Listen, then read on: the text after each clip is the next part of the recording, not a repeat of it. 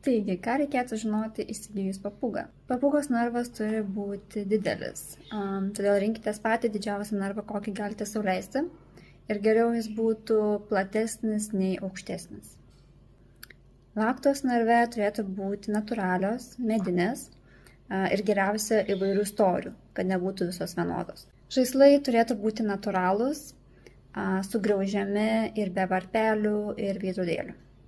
Maisto ir vandens indelį geriausia pagaminti iš nerūdijančio plieno ir vandens indelį ar gertuvę būtina išvalyti kiekvieną dieną ir pakeisti naują vandenį.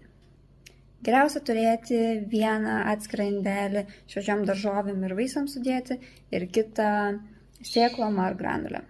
Jeigu papūgą maitinate tik sėklomis, būtinai narve turėtų būti kalcio kažkoks šaltinis.